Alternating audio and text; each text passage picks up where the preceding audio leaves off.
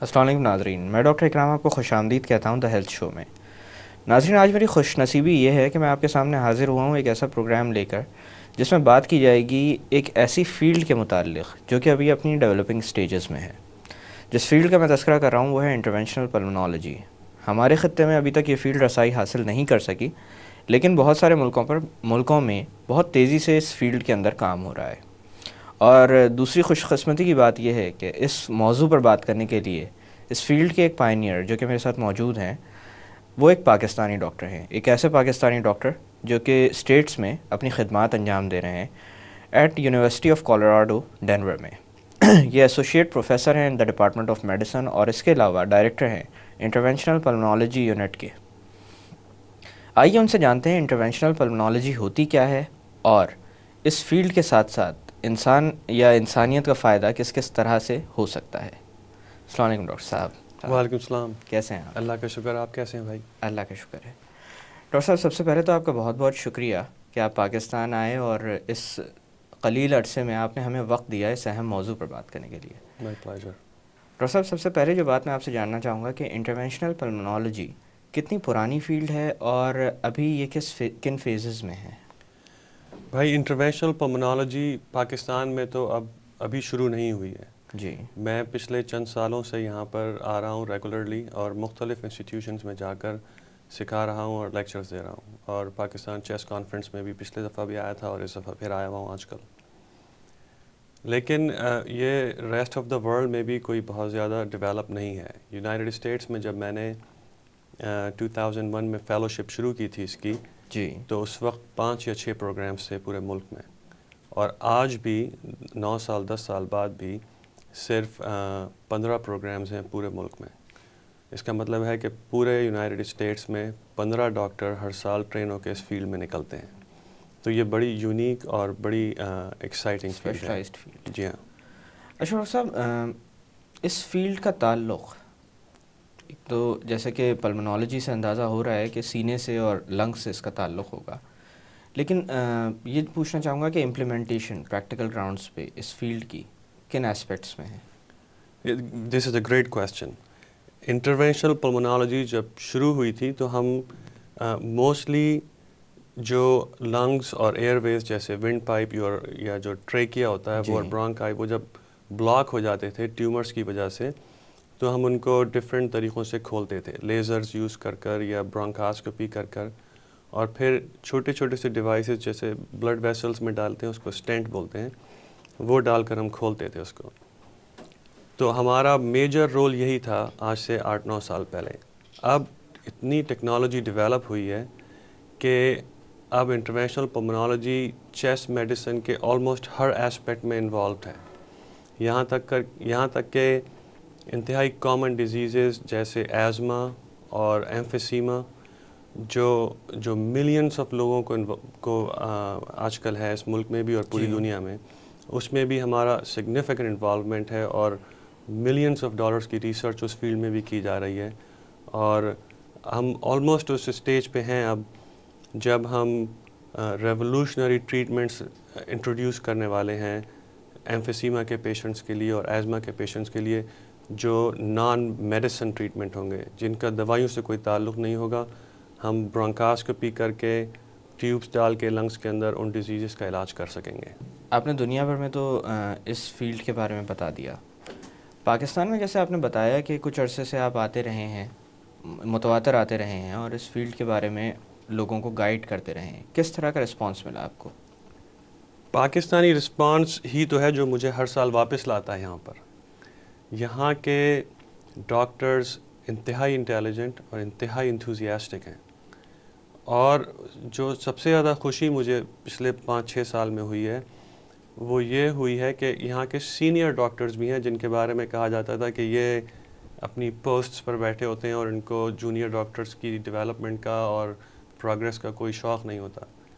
ان seniors نے بغیر کسی ڈسکرمنیشن کے مجھے ہمیشہ انوائٹ کیا اپنے انسٹیٹیوشنس کے اندر، اور نئی چیزیں سیکھنے کے لیے خود آئے ہیں، جو مجھ سے 10-20 سال بڑے اور سینئر پوسٹ کے professors of head of departments ہیں، اور انہوں نے پورا دن گزارا ہے میرے ساتھ ڈیولپمنٹ کا۔ اس کی ایک بڑی اچھی ایگزامپل کل کی ہے۔ کل میں JPMC گیا، اور وہاں کے جو chief of pulmonary medicine doctor Rizvi ہیں، انہوں نے خود پورا ارینجمنٹ کیا میرے لیے، اور میں نے وہاں ایک کیس کیا پیشنٹ کا جو انہوں نے ڈائریکٹ ٹیلی کاسٹ کیا اپنے آڈیٹوریم میں، جہاں 50-60 جونیئر اور سینئر ڈاکٹرز بیٹھے تھے.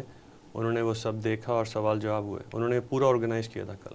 اسی طرح جولائی میں آرم فورسز کے میڈیکل ہاسپٹل پنڈی نے یہی ارینج کیا تھا. وہاں بڑے بڑے سینئر جرنلز اور کرنلز تھے فوج کے، لیکن انہوں نے یہ اندازہ کیا ہے کہ یہ ٹیکنالوجی اسی طرح سیکھی جائے گی کہ اپنے ملک کے جو لوگ باہر سے آتے ہیں ان سے سیکھیں. اور انہوں نے مجھے انوائٹ کیا، ٹائم دیا، لیکچرز ڈلیور کیے میں نے، اور ان کے پیشنٹس کو وہاں علاج کر کے ان کو سکھایا. تو یہ بڑی پرامسنگ چیز ہے میرے ذہن میں کہ ہمارے سارے ہاسپٹلز، گورنمنٹ اور پرائیویٹ بھی، آغا خان بھی یہی کر رہا ہے، ہر سیکٹر میں ٹیکنالوجی ڈیولپ کرنے کے لیے اتنا انتھوزیازم ہے. اشرف صاحب، آپ نے کچھ پرٹیکولر ڈیزیزز کا تذکرہ کیا تھا، جیسے کہ لنگ کینسر، جس میں انیشیلی بہت زیادہ کام کیا گیا اس فیلڈ کے حوالے سے، اور اسی طرح سے COPD، ایستھما، ایمفائسما، ان سب کا آپ نے ذکر کیا.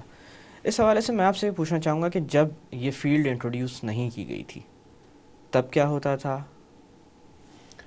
تو یہ ساری بڑی پرانی ڈیزیزز ہیں جن کا ہمیں کئی ڈیکیڈ سے پتہ ہے، اور ان کا علاج آج بھی پوری دنیا میں موسٹلی دوائیوں سے ہوتا ہے، انہیلرز سے یا دوائیاں جو کھاتے ہیں ان سے.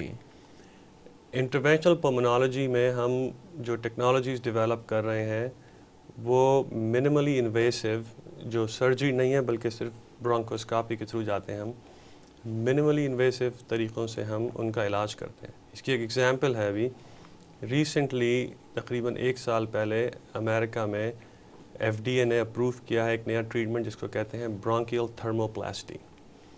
برونکیل تھرموپلاسٹی جو ہے وہ ہم لنگس کے اندر جا کر سیویئر ایزما کے پیشنٹس کی جو مسلز ہوتے ہیں ایئر ویز کے، ونڈ پائپ جو ہے ٹریکیا اور برونکائی کے، ان کے مسلز کو ہم ہیٹ سے گرم انرجی دے کر مسلز کو ہم کمزور کر دیتے ہیں، تاکہ جب ایزما کا اٹیک ہو ان پیشنٹس کو، جب وہ کوئی ایسی چیز سونگھیں یا دھواں ان کے ناک میں جائے، اور جب اٹیک ہو تو ان کے جو ایئر ویز ہیں، جو ونڈ پائپس ہیں، جو عام طور پہ اسپیزم میں جا کر بند ہو جاتے ہیں، ایگزیکٹلی، تو وہ اسپیزم جو ہے وہ بڑا ویک ہوگا، کیونکہ اسپیزمس تو مسلز ہی کر رہے ہوتے ہیں، تو وہ کنٹریکشن اور اسپیزمس بہت کمزور ہو جائے گا، جس کی وجہ سے ان کی جو اٹیک کی ڈیوریشن ہے وہ بھی کم ہو جائے گی اور سیویرٹی بھی کم ہو جائے گی.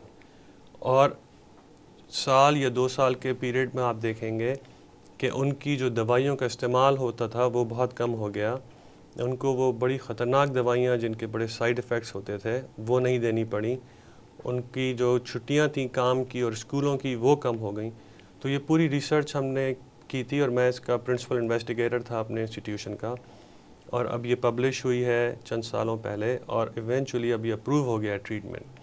اور اب ہم روٹینلی اپنے پیشنٹس کو یہ آفر کرتے ہیں, ان پیشنٹس کو جو تمام دوائیاں لینے کے باوجود بھی ایزما کے پیشنٹ رہتے ہیں اور ان کی ڈیزیز کنٹرول نہیں ہوتی.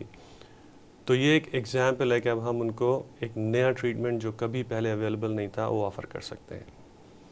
اچھا ڈاکٹر صاحب, اسی طرح سے آپ نے ذکر کیا تھا COPD کا, کرونک آبسٹرکٹیو پلمونری ڈس آرڈر, جو کہ ایک اور موڈیلٹی ہے جو کہ اکثر و بیشتر سامنے آتی رہتی ہے اور کافی خطرناک بیماری ہے, کیونکہ یہ ہر انسان کو ایک ایسی سٹیج پر لے جاتی ہے جہاں سے واپس آنا مشکل ہو جاتا ہے.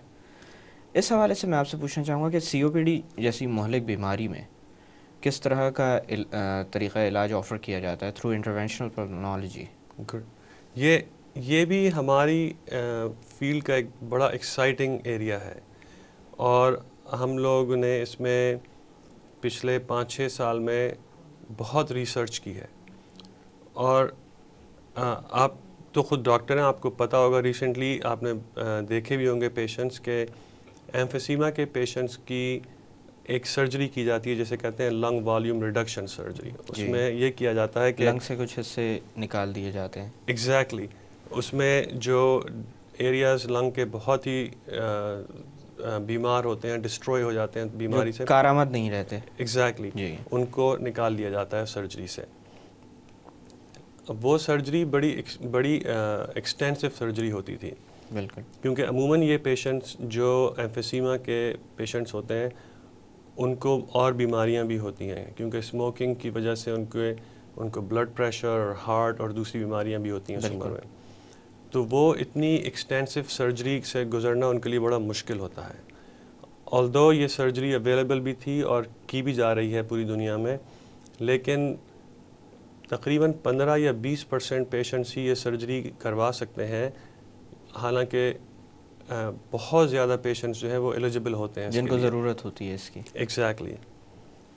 تو ہم نے جو انٹرونشنل پلمونالوجی میں اس ڈیزیز کا طریقہ، لنگ والیوم ریڈکشن کا جو طریقہ نکالا ہے وہ یہ ہے کہ ہم کیمرے کے تھرو لنگز میں اور پھیپھڑوں میں جاتے ہیں پیشنٹس کے، اور ان جگہوں میں، ان ایریاز میں لنگز کے جن کو ہمیں استعمال نہیں کرنا ہوتا اور جو بیماری سے بہت زیادہ تباہ ہو چکے ہوتے ہیں، ہم ان میں چھوٹے چھوٹے سے ویلو لگا دیتے ہیں.